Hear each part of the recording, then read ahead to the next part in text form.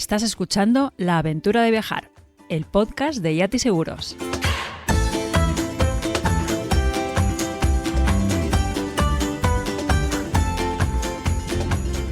Hola Trotamundos, arranca aquí un nuevo programa de La Aventura de Viajar, ya sabéis, el podcast de Yati Seguros. Y lo hacemos con un programa en el que vamos a sumergirnos en algunas de las rutas más míticas del planeta. Sí, hoy vamos a hablar de esas rutas que con solo pronunciar su nombre nos hacen soñar con aventuras y grandes viajes. Y bueno, a algunos, y tal vez sea a ti, al mencionarlas y saber más sobre ellas, les darán ganas incluso de recorrerlas. Porque ¿quién no ha pensado o soñado en recorrer alguna vez, entera o por tramos, la Ruta de la Seda, la Panamericana, el Transiberiano, cruzar África de norte a sur, de Ciudad del Cabo a Cairo? El programa de hoy va dedicado a esas rutas legendarias, a 10 de ellas en realidad, con la idea de que las conozcas un poco mejor, aprendas algunas curiosidades y tengas un poco de información práctica porque, como decía, quién sabe, tal vez este programa te inspire o impulse a querer recorrer alguna en tus próximas aventuras, como ya han hecho tantos viajeros y viajeras a lo largo de décadas o siglos en algunas de ellas. Este programa además lo publicamos en el contexto del evento de viajes más inspirador de España, que son las Jornadas Yati de los Grandes Viajes. En 2025 se celebran en Madrid el 20, 24 y 25 de mayo de 2025 y por si no lo conoces, se trata de un evento en el que se reúnen centenares de personas para escuchar historias de personas que se animaron a tomarse una pausa laboral para irse a recorrer el mundo durante varios meses o años, algunos en bicicleta, otros en coche, andando, en transportes públicos, en barco. En fin, un evento lleno de inspiración y rodeado de otros amantes de los viajes. Y si crees que te puede interesar, puedes buscar más información, comprar tus entradas, incluso seguirlo en streaming desde la web jornadasyatigrandesviajes.es o también ver los vídeos de las charlas de las 11 ediciones anteriores. Así que ahora prepárate para aprender y soñar con estas 10 rutas míticas de las que te voy a hablar, pero antes nos gustaría recomendarte que si te vas a ir de viaje, ya sea a la vuelta de la esquina o a la otra punta del mundo por alguna de estas rutas, lo hagas con un buen seguro de viajes que te cubra los 1001 problemillas que pueden surgir. Pensamos en accidentes, enfermedades, descuidos, retrasos, robos. En Yati tenemos una gran variedad de seguros adaptados para todo tipo de personas y de viajes. Puedes consultarlos en la web yatiseguros.com. Y ahora, si te parece, nos ponemos en marcha y lo hacemos con la que seguramente sea la más mítica y evocadora de todas las rutas. Comenzamos nuestro viaje por la Ruta de la Seda.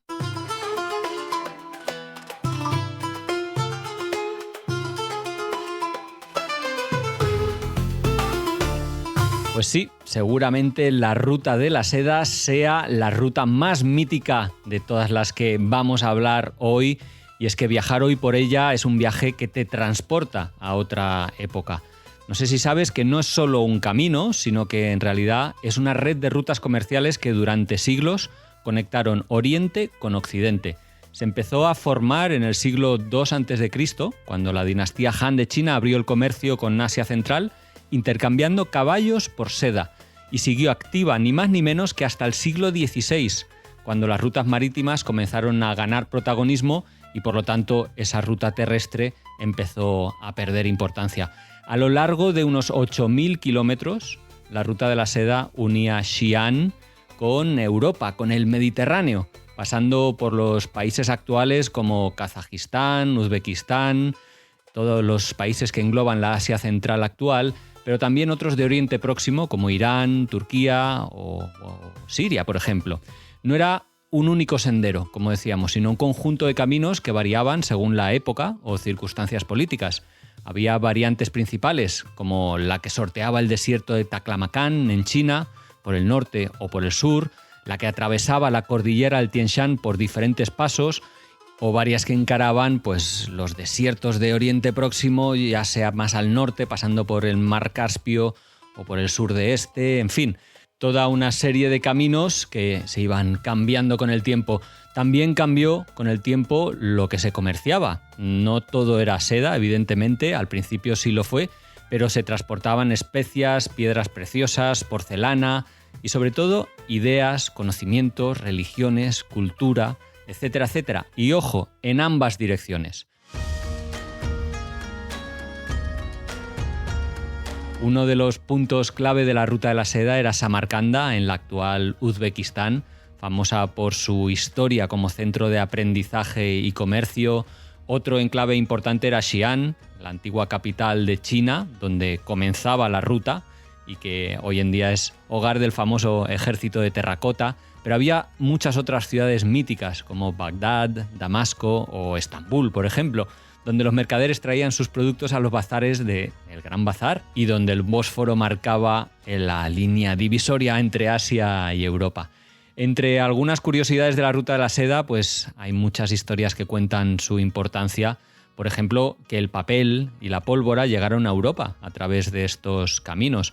También las religiones transitaron por esta ruta. El budismo, el islam, casi todas fueron en dirección hacia Oriente. Y también, ojo, en menor medida el cristianismo, que se extendieron por esta ruta, al igual que los idiomas y la comida, la cultura en general. Marco Polo, el famoso viajero veneciano, la recorrió en el siglo XIII, en uno de sus momentos de apogeo y mayor facilidad para los desplazamientos, y dejó un relato que despertó la fascinación por China en Europa y que dio origen a la era de la exploración marítima. Los que hoy se animen a recorrer la Ruta de la Seda, aparte de estas ciudades, encontrarán muchos carabasares, que eran refugios de mercaderes donde descansaban tras jornadas agotadoras, atravesando el desierto, las montañas, y que solían ser etapas de 30-40 kilómetros diarios en terrenos planos o 15-20 kilómetros en terrenos más montañosos. Si tal vez te estás planteando hacer esta ruta o quieres saber, te digo que se tardaría entre 3 y 6 meses aproximadamente, dependiendo del medio de transporte que elijas para viajar, pero ese tiempo es bastante razonable para recorrerla. La primavera sería el momento idóneo para salir desde Europa, intentando llegar a los desiertos de Oriente Próximo, antes de que llegue el verano, y sobre todo pasando en ese verano las montañas de Asia Central, antes de que con el otoño lleguen las nieves y podamos recorrer toda China hasta Xi'an. La verdad es que los mayores desafíos, aparte de la geografía, son los visados, que en algunos países podrían ser un poco un dolor de cabeza, y las largas distancias que hay entre algunos puntos, que pueden hacer que el trayecto sea exigente, especialmente si vas en tu propio medio de transporte. Pero sin duda es un viaje increíble en el que verás una gran mezcla de culturas, una arquitectura espectacular en ciudades como Bukhara o Jiva, paisajes increíbles de las montañas en el Pamir y la posibilidad de sentirte parte de una ruta histórica que cambió el mundo. Y ya por último, si te apasiona esta historia y quieres leer un poquito más para ir salivando, o conociendo más, hay 2 libros que escribió Colin Zubron titulados El corazón perdido de Asia y La sombra de la Ruta de la Seda, súper recomendables. Y también me permito recomendarte Te odio Marco Polo, escrito por un servidor, por Pablo Strubel, a raíz de ese viaje que hice por la Ruta de la Seda en 2005, ya hace un tiempito.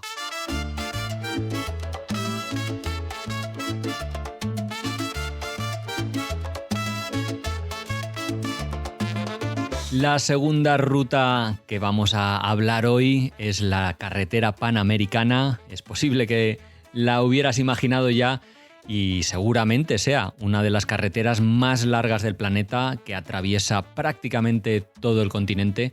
Fue creada a mediados del siglo XX para unir Monterrey en México con Buenos Aires, Argentina, pero con el paso del tiempo se ha extendido y se ha ido alargando para llegar hasta Tierra de Fuego, la punta más austral en Argentina, y Prudhoe Bay en Estados Unidos, por el norte. Así que es una ruta terrestre que en la actualidad consta de 48.000 kilómetros y solo tiene una interrupción, el estrecho del Darién, que impide el paso entre Colombia y Panamá, entre América del Sur y América Central.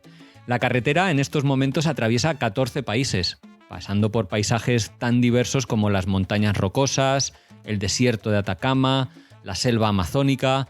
A lo largo del camino además cruzas por ciudades emblemáticas, Ciudad de México, Lima, Bogotá, Buenos Aires se me ocurren. Pero lo más impresionante para mí es la variedad de climas y ecosistemas, desde los glaciares de Alaska hasta las playas tropicales de Costa Rica y las alturas de los Andes, sin olvidarnos desde luego por esa riqueza cultural y étnica de tantos y tantos países que la recorren. Uno de los puntos más famosos de la ruta, del que hablábamos ahora, es el Tapón del Darién, que es una selva densa de unos 160 kilómetros entre Panamá y Colombia, que nunca ha sido atravesada por carretera debido a su terreno inhóspito y su importancia ecológica también. Así que para sortearlo, los viajeros deben tomar un vuelo entre Colombia y Panamá o tal vez embarcarse en un ferry o un barco que permita sortear este lugar. La Panamericana en estos momentos está prácticamente asfaltada en su totalidad. Hay que decir que no hay que imaginársela siempre como una autopista de varios carriles, al revés, en muchos tramos o en la mayoría de ellos es una carretera de un sentido de ida y uno de vuelta, con mucho tráfico, es una ruta muy activa en la actualidad, pero bueno, que nos permite movernos de punta a punta visitando lugares increíbles que haya en el camino, ¿no? Se me ocurre Machu Picchu, las líneas de Nazca, el desierto de Atacama. Así que en cierta manera la Panamericana no es solo un recorrido, no es solo un trayecto que une lugares míticos, también es una carretera con extremos climáticos. En Alaska, por ejemplo, la temperatura puede caer hasta los 40 grados en invierno, mientras que en el desierto de Atacama, uno de los más áridos del mundo, las temperaturas pueden superar los 40 grados perfectamente. Como curiosidad, comentarte que en Costa Rica, en las zonas montañosas de este país, los materiales para construir ciertos tramos solo podían llegar a lomos de burro. Hay historias de trabajadores que tardaban días en transportar sacos de cemento por trochas imposibles. Literalmente, el ritmo de avance de la carretera lo marcaban los pasos del animal. Hoy en día, si quieres recorrerla, lo primero que necesitas es tiempo, pero no demasiado. El viaje completo puede llevar entre 6 meses y un año, dependiendo del ritmo y las paradas, aunque bueno, muchos viajeros tienden a pasar mucho más en ello. Lo ideal en cuanto al clima es visitarlo evitando los extremos del invierno, tanto en el norte como en el sur, e intentar evitar los veranos en las zonas más desérticas. Así que la primavera en general suele ser el mejor momento para arrancar, aunque tendrás que adaptar tu ritmo a las condiciones climatológicas si quieres recorrerlo de punta a punta. La verdad es que es una ruta que no tiene grandes desafíos, salvo el Tapón del Darién. Sí que habría que mencionar la inseguridad en alguna de las ciudades que atraviesa. También algunas condiciones de las carreteras en algunos tramos, aunque como te comentaba, al ser una carretera bastante transitada, pues suele tener buen servicio. Y lo mejor, pues la diversidad de paisajes, de gentes, de cultura, que nos va a permitir disfrutar el recorrer de esta carretera. Desde luego, no importa si la recorres en auto, en moto, en bicicleta o incluso a dedo, todos los medios de transporte son buenos para transitar por la carretera más legendaria. Y para cerrar esta ruta mítica, recomendarte un libro, América, de Salva Rodríguez, el cicloturista español que la recorrió en bicicleta de cabo a rabo.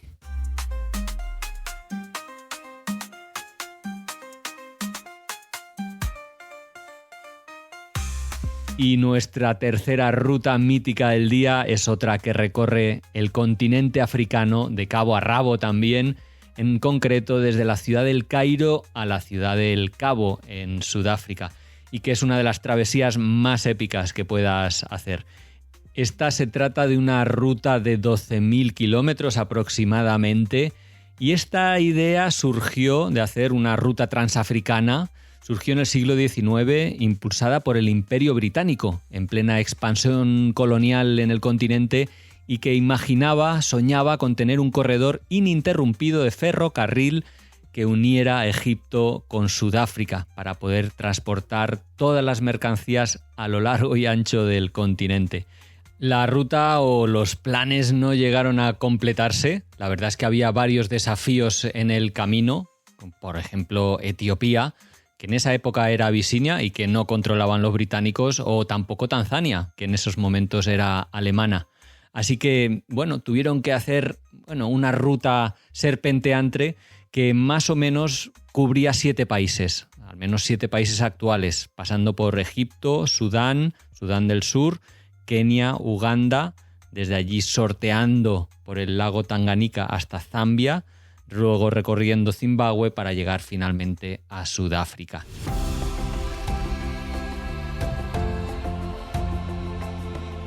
Como te decía, los planes no llegaron a ejecutarse por completo, pero sí que hoy en día puedes hacer algunos tramos en tren. Hay países como Egipto, Kenia, Zambia, Zimbabue y Sudáfrica, donde sí que hay mucha vía férrea establecida y puedes, sentir un poco esa esencia del sueño colonial británico si te montas en los trenes.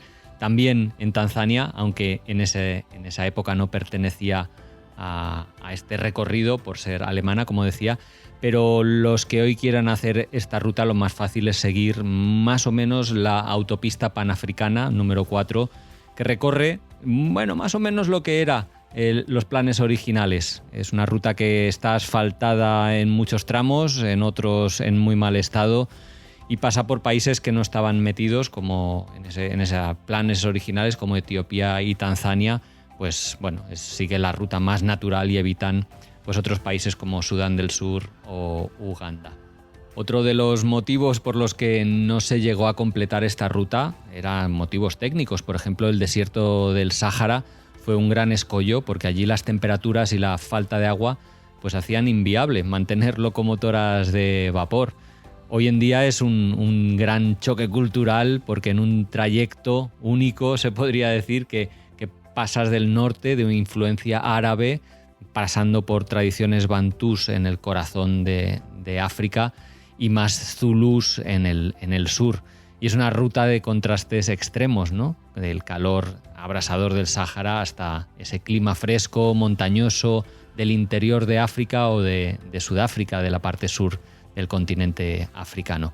Desde luego, quien recorra esta ruta va a poder contemplar lugares mágicos, ¿no? Como las pirámides de Giza, muy cerquita de donde comienza la aventura en Egipto, la ciudad mágica de Jartum, por ejemplo, donde confluye el Nilo Azul y el Nilo Blanco, o el lago Victoria, el segundo lago de agua dulce más grande del mundo, y, cómo no, las impresionantes cataratas Victoria entre la frontera entre Zambia y Zimbabue.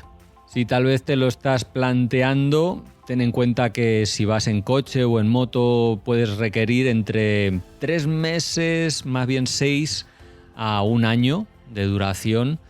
Se recomienda evitar el verano en las zonas del norte del Sáhara y mirar muy bien el tema de las épocas de lluvias en las zonas ecuatoriales, no solo por el colapso de muchas carreteras y pistas, sino también por el incremento de las enfermedades como la malaria que se producen en esos momentos. Y desde luego esos no son los únicos desafíos, porque también los visados, la documentación de los vehículos, las largas distancias sin infraestructura y algunos también tramos inseguros por conflictos políticos, pueden ser uno de los escollos más a tener en cuenta a lo largo de este trayecto mítico. Y para cerrar esta ruta, recomendarte también algún libro, en concreto el de Laura Lazarino, que se titula África Madre, Ébano, un mítico libro de Kapuscinski, o cualquiera de Javier Reverte, que ha recorrido buena parte de este continente.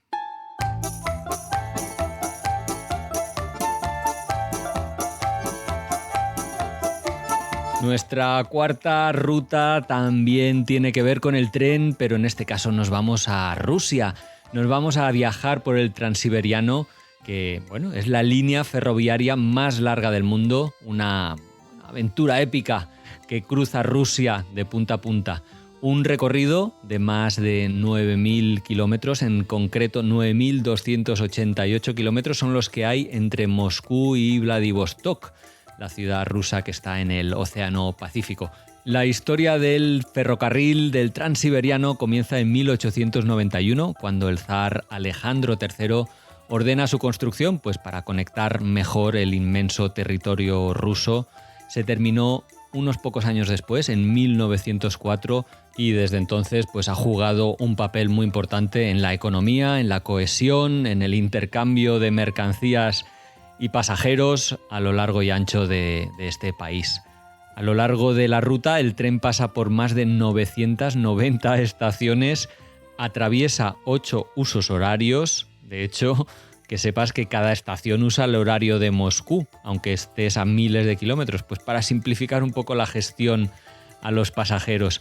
En invierno las temperaturas en Siberia, que es por donde atraviesa este país, pueden descender hasta los 40 grados, mientras que en verano pueden superar los 35, así que es una ruta complicada o dura desde el punto de vista de la climatología y es algo monótona en cuanto a los paisajes, porque al final atraviesa la inmensa taiga siberiana durante kilómetros y kilómetros, durante 9.288 kilómetros, aunque pasa también por los montes Urales, por el lago Baikal, que es la mayor reserva de agua dulce del mundo, y cruza algunos ríos imponentes como el Volga, el Yenisei o el Amur. Aunque muchas veces hablamos del transiberiano, que sepas que no es la única ruta. De hecho, existen dos variantes. Una es el transmongoliano, que se desvía en Ulan-Ude, atraviesa Mongolia antes de llegar a Pekín. Y también para llegar a Pekín está el transmanchuriano, que acaba en esta ciudad, pero sin pasar por Mongolia, cruzando por el noroeste de China. Para viajar en el transiberiano, pues hay varias clases. Por ejemplo, la Platzkart, que es una litera abierta, barata y, muy sociable porque estás en contacto con la gente.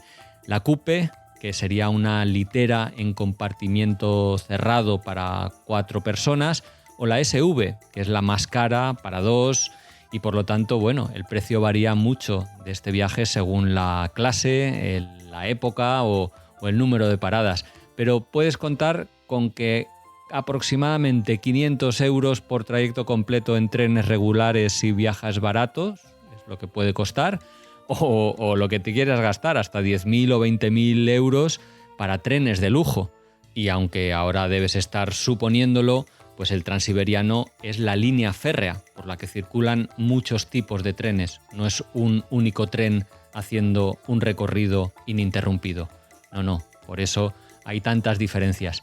De hecho, puedes comprar los billetes directamente en la web de los ferrocarriles rusos o usar agencias si prefieres un paquete más guiado. Pero tú te puedes ir configurando perfectamente si quieres recorrer sin casi paradas todo el transiberiano, que tardarías aproximadamente 7 días, o ir haciendo paradas estratégicas y para ir disfrutando pues, de ciudades como Ekaterimburgo, por ejemplo, que es donde fue ejecutada la familia Romanov, o Irkutsk, en el lago Baikal, que son los mejores lugares para explorar la naturaleza siberiana, o también en Ulan-Ude, que es un punto clave para conocer la cultura budista de los buriatos, una de tantas etnias que viven en Rusia. La mejor época para viajar pues depende un poco de lo que busques. En verano, de junio a septiembre, pues el clima es agradable, los días son largos y yo diría que es la época óptima, pero el invierno, que se convierte en un momento muy desafiante, pues la experiencia sin duda es única, ¿no? Gracias a esos paisajes nevados y una atmósfera, muy especial y dura también en cuanto al trayecto. En cuanto a los desafíos a los que te enfrentas si estás pensando en hacerlo, pues el idioma puede ser una barrera, ya que fuera de las grandes ciudades muy pocas personas hablan inglés y en estos trenes pues normalmente viaja la clase trabajadora y va a ser infrecuente el uso del inglés. Suerte que tenemos los traductores más disponibles que nunca en los móviles y pues que el viaje es largo y dependiendo de la ruta elegida, además puedes requerir algunos visados, ¿no? Rusia, Mongolia, China, depende de tu nacionalidad.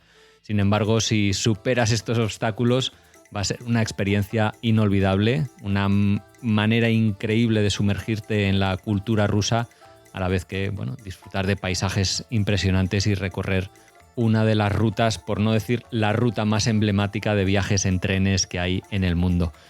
Y para acabar, permíteme que te recomiende el libro En el Transiberiano, que han publicado recientemente Sara Gutiérrez y Eva Orue en la editorial Reino de Cordelia, contando su experiencia en el Transiberiano en el año 1994, recién disuelta la Unión Soviética.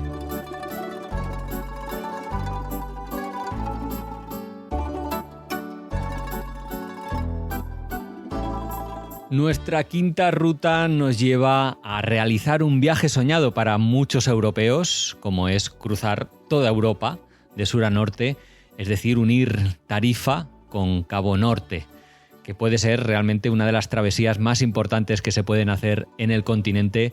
Se trata de un recorrido de más de 5.000 kilómetros desde Tarifa, es el punto más meridional de España, hasta el extremo más septentrional de Noruega. Pero ojo, al contrario que la Panamericana, aquí no hay una ruta única, una ruta definida. Las posibilidades, por eso, pues son prácticamente infinitas. Lo importante es el inicio, Tarifa, y el final, Cabo Norte, pero en medio cada persona puede elegir por dónde pasar. El viaje atraviesa 8 o 9 países, dependiendo un poco de la variante que elijas. Partiendo desde España, luego pasarás por Francia, Bélgica, Alemania y Dinamarca, y de ahí daremos el salto a Suecia y finalmente Noruega.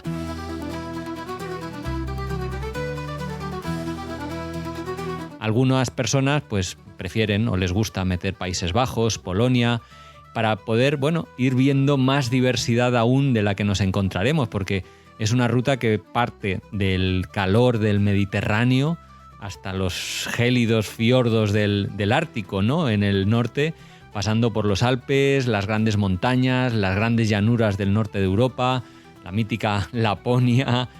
En fin, un viaje lleno de una naturaleza apabullante, pero también de ciudades interesantísimas. Yo qué sé, París, Berlín, Estocolmo, ciudades vibrantes que te ofrecen mucho arte, mucha historia, mucha cultura y que complementan muy bien pues esa parte más de naturaleza que vamos a disfrutar realizando esta travesía.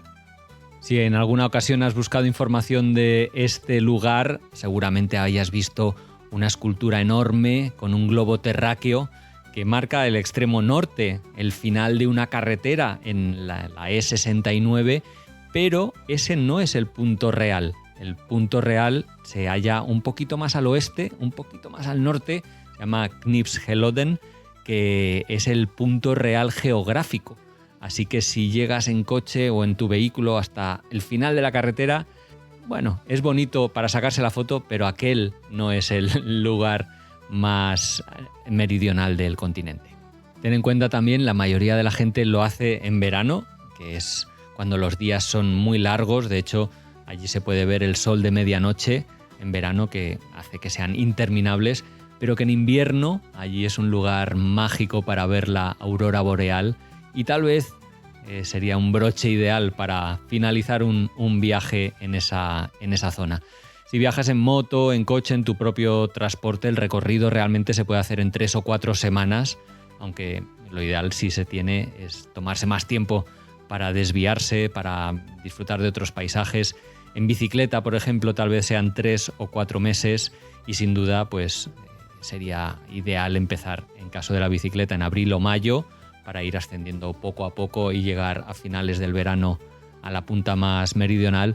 Y si vas en coche o en moto, pues saliendo en junio para intentar evitar las temperaturas veraniegas a tope en el corazón de Europa.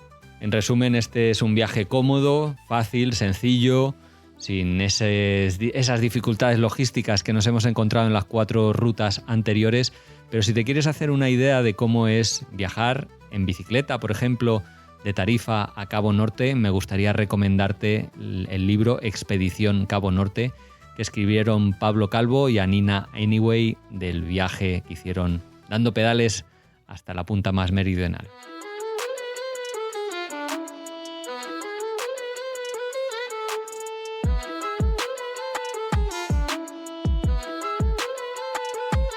Seguimos recorriendo el mundo a través de las rutas míticas y qué duda cabe que unir 2 de las ciudades más fascinantes del mundo, Estambul y El Cairo, es un trayecto lleno de historia, de paisajes sorprendentes y de contrastes culturales.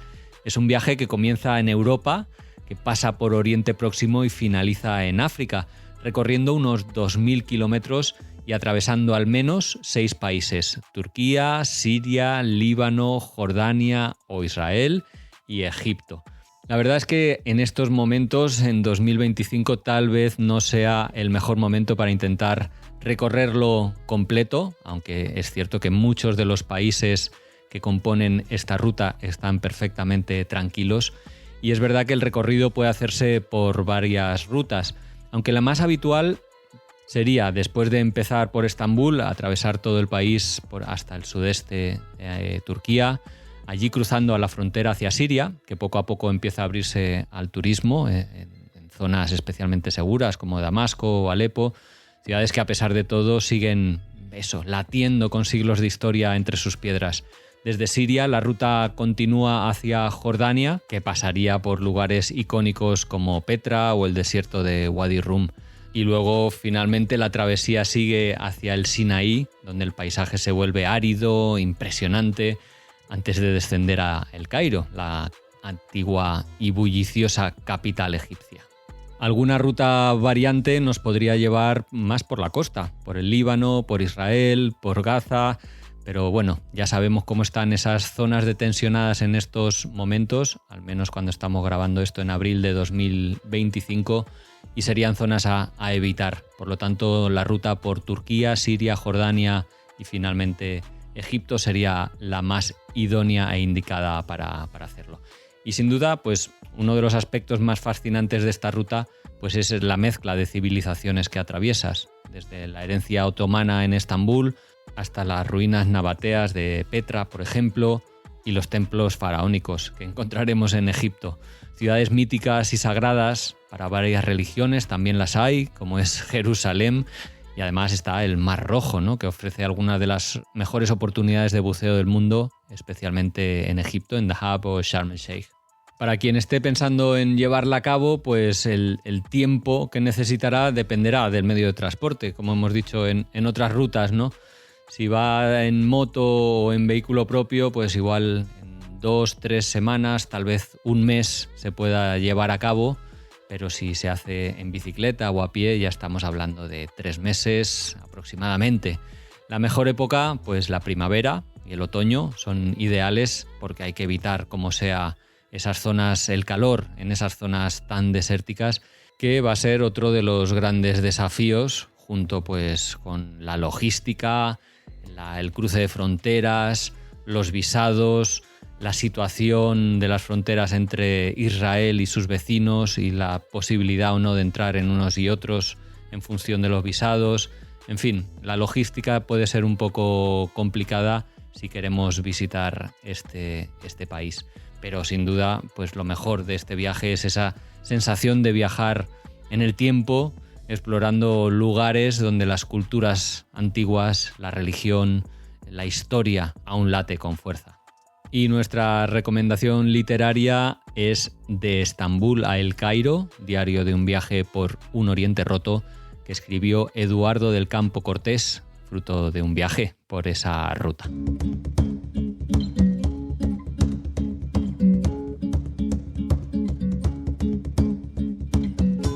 Seguimos recorriendo el mundo y miramos nuevamente hacia Asia en nuestra 7ª ruta mítica y nos vamos a viajar o nos vamos a recorrer la ruta hippie, la Hippie Trail, que es un trayecto que fue muy popular en los años 60 y 70, que conectaba Europa con el sur de Asia y que llevó a miles de viajeros desde capitales europeas como Londres o Ámsterdam hasta India y Nepal, pasando por Turquía, Irán, Afganistán y Pakistán.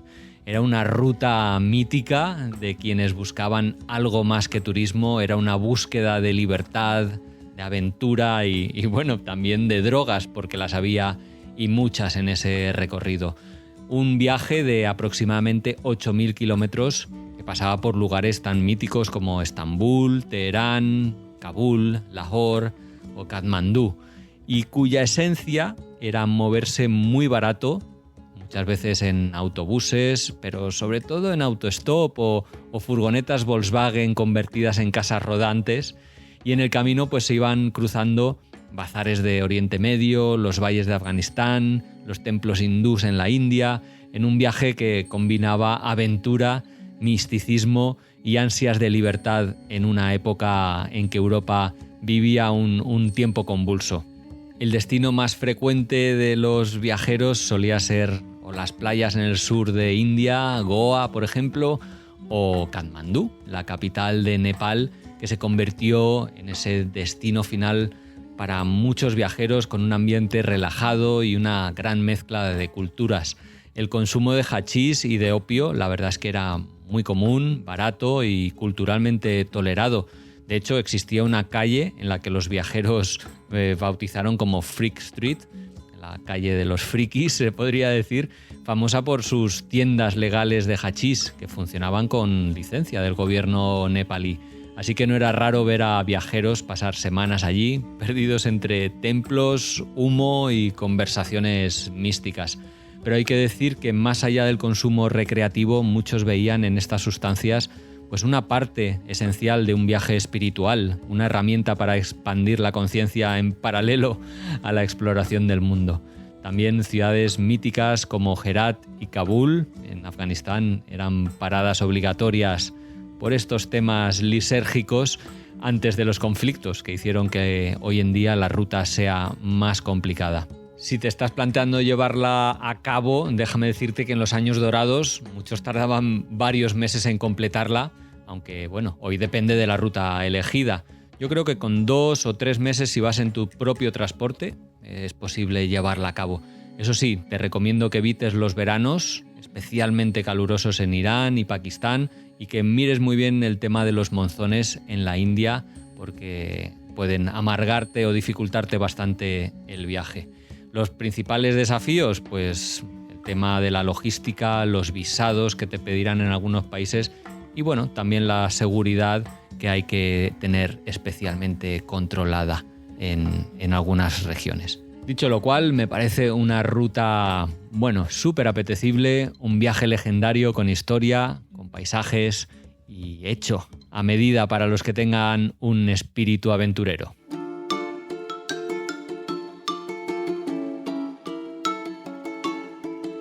Seguimos nuestra ruta de paso por las rutas legendarias y míticas y la octava, de la que vamos a hablar ahora, más que una ruta como tal, es un concepto y es la vuelta al mundo. Para muchas personas, amantes de los viajes, es uno de los grandes sueños y una de las formas más prácticas de hacerlo es volando, en avión, con un billete Round the World, en abreviatura RTW, que a veces se puede encontrar así por internet. Se trata de un billete especial que permite recorrer varios continentes en un único viaje, utilizando las aerolíneas de una misma alianza.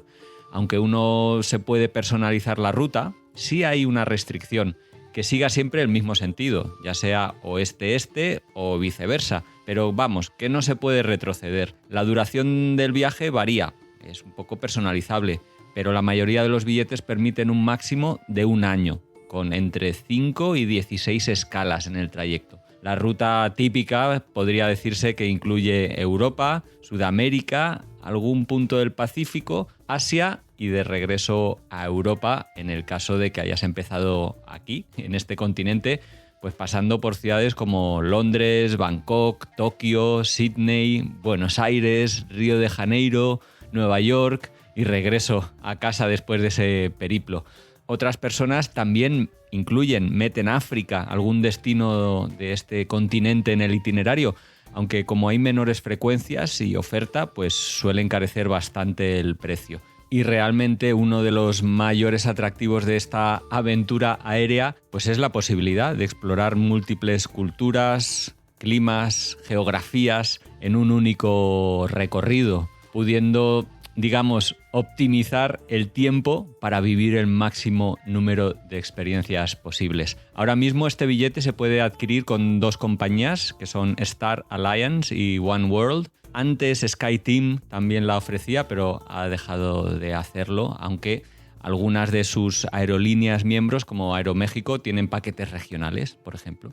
Pero bueno, como cuestión de orden práctico, que sepas, los billetes Round the World permiten cierta flexibilidad. Aunque los compras de antemano con las fechas ya marcadas y con el itinerario puesto en el calendario, puedes ir cambiando las fechas y hacer desvíos terrestres entre los vuelos, lo cual te da pues cierta flexibilidad para ir improvisando un poquito tu ruta. Lo ideal sería dedicarle entre 3 y 12 meses, que como te decía era el tope, para poder aprovechar el viaje sin prisas. La mejor época pues dependerá de los destinos que elijas, pero planificando, evitando los monzones, los extremos de frío o de calor, pues puede quedar, bueno, un itinerario muy interesante y fácil de llevar con una pequeña mochila, que eso, ojo, también es importante. Otro desafío pues es un poco la planificación de los visados, desde luego, porque algunos países pueden requerirlos en poco tiempo. También los cambios de uso horario, ¿no? Porque al final vas a estar saltando de un país o un continente a otro y el jet lag puede hacer mellas en el itinerario y por lo tanto cuanto más tiempo tengas, pues mejor, desde luego. Y lo mejor del viaje, pues claro, como te decía, la posibilidad de ver el mundo entero en un solo billete, saltando de un país a otro, de múltiples culturas. Y si has soñado recorrer el planeta, si es así un interés que tienes, pues un billete around the world, pues la verdad es que puede ser la mejor manera de hacerlo realidad.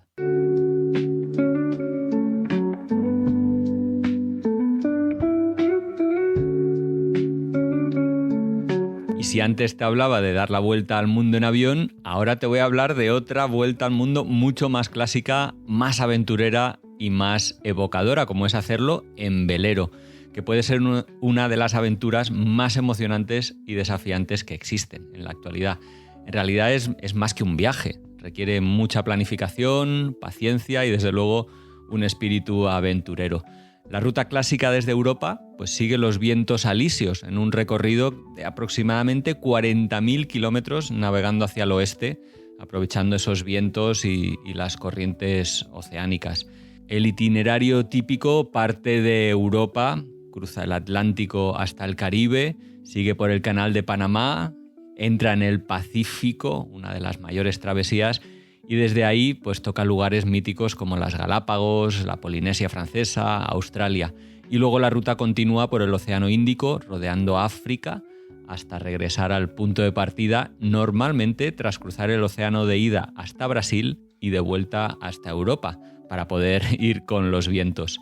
Una opción más clásica o más aventurera, claro, es pasar por el temido Cabo de Hornos en Sudamérica, que sería una de las rutas más exigentes. Y también otra variante es desde el Índico, pues cruzar por el Mar Rojo y entrar al Mediterráneo a través del Canal de Suez, que es una alternativa más clásica y rápida, pero está sujeta a las condiciones de seguridad en el Cuerno de África. Así que hay gente que opta por irse por el Cabo de Buena Esperanza, como hacían los portugueses en su exploración en el siglo XV. Tal vez estás escuchando esto y estás diciendo, pero bueno, si yo no tengo velero. Bueno, si lo tienes, este sueño o este viaje ya lo habrás hablado seguramente en muchos de los puntos de atraque con otros navegantes. Pero si no tienes velero, que sepas que también lo podrías hacer haciendo barco stop, que es una opción fantástica. Es como, bueno, al hacer algo como el autostop, pero en el mar. Se trata de hacer dedo en puertos y marinas para conseguir un pasaje gratuito o muy económico en un velero que esté dispuesto a llevarte a cambio de tu trabajo. Los capitanes esperan, bueno, que les ayudes desde las tareas de mantenimiento hasta la ayuda en maniobras, la cocina, conversación, los turnos, las guardias nocturnas. O sea, es una forma de viajar en velero sin los costos asociados a la propiedad de uno. Y la experiencia es única porque te permite ver de cerca y vivir la vida de un marinero. El costo, pues además puede ser o nulo o simbólico, dependiendo del capitán y de lo que acuerdes con él. Y lo mejor es que no hace falta una preparación estricta en navegación, ya que es el patrón el que lleva el barco y tú simplemente estás ayudando. Buscar los barcos es relativamente sencillo gracias a plataformas como Crewbay, Find a Crew o Sail Connect, que conectan tripulantes con los propietarios de los barcos. También hay otras plataformas que permiten, bueno, hacer estas pruebas de navegación, pero pagando un peaje o pagando una tarifa en la cual el patrón pues cobra bastante dinero, he de decir, en algunas ocasiones, por llevarte como marinero a bordo, pero bueno, puede ser la opción de probar a ver si esto te gusta. La verdad es que es una maravillosa manera de viajar, súper respetuosa con el medio ambiente y además te da la posibilidad de explorar islas remotas, paisajes únicos o zonas en las que no llega nadie que no llegue en un barco. Así que puede ser una experiencia muy bonita e íntima, con lugares de naturaleza, salvajes, se podría decir. Si quisieras dar la vuelta al mundo completa, lo habitual es hacerlo entre 1 y 4 años, dependiendo del ritmo, las paradas que se hagan y de lo que se quiera ir acompasado con los vientos, que es lo más importante. Para la mejor época, hay que estudiar un poco, hacer planificación, porque cada océano tiene sus mejores épocas y hay que evitar las zonas de calma chicha, en que no hay viento, o los huracanes, por ejemplo. Pero si empiezas en Europa, normalmente se suele empezar en octubre o noviembre desde España, desde las Canarias, antes de dar el salto al Atlántico. Desde luego, tiene muchos desafíos esta forma de viajar, no solo la meteorología, el mantenimiento del barco en el que puedas ayudar, la logística de las provisiones, los visados, sino también esa parte más interior de estar a solas, tú, el barco, el océano, es tantos días en ocasiones sin ver tierra.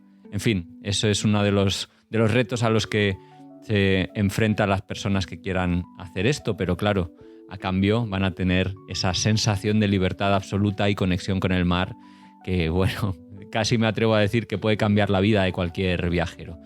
Y nada, si sueñas un poco con explorar el mundo de esta manera un poco diferente, la vuelta al mundo en velero puede ser la máxima expresión de aventura y libertad, y te recomiendo un libro titulado Irse, de David Ruiz, que dio la vuelta al mundo en 4 años en un velero en solitario, pues para ir haciéndote un poco a la idea de lo que representa.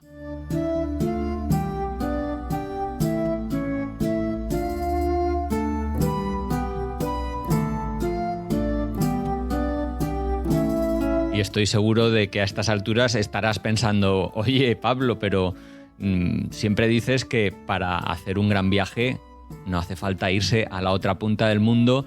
Y es verdad que rutas míticas también tenemos un montón de cercanía en España, sin irnos más lejos, que es desde donde producimos este programa. Tenemos el Camino de Santiago o la Ruta de la Plata, por ejemplo. ¿Qué rutas más míticas y legendarias pueden ser, no? Pero hoy os voy a hablar de otra, que es tal vez menos conocida y tiene mucha importancia histórica, como es el Camino del Cid, que es una de las rutas tal vez más evocadoras que hay en España, siguiendo los pasos del legendario caballero medieval Rodrigo Díaz de Vivar, más conocido como el Cid Campeador. Está inspirado esta ruta en el Cantar del Mío Cid, y este recorrido cruza la península ibérica desde Burgos hasta Valencia, atravesando tierras de castillos, de pueblos medievales y de paisajes impresionantes. Tiene aproximadamente 1.400 kilómetros y tiene varias variantes, pero la ruta principal pasa por Castilla y León, Castilla-La Mancha, Aragón y la Comunidad Valenciana.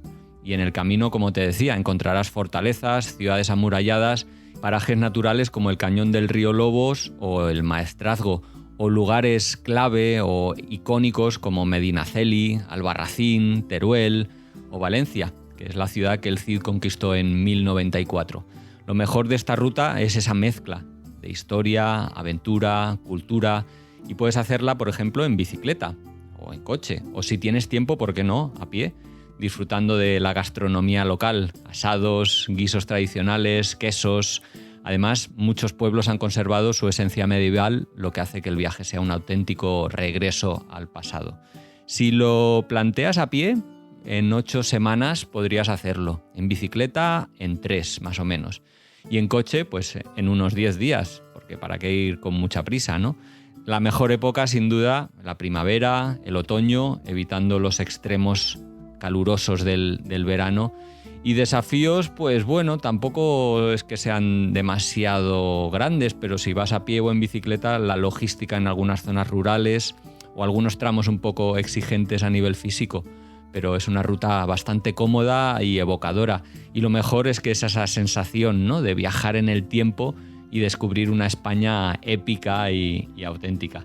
Así que si te gusta la historia y los relatos de caballeros, el Camino del Cid es una ruta mítica que no te puedes perder.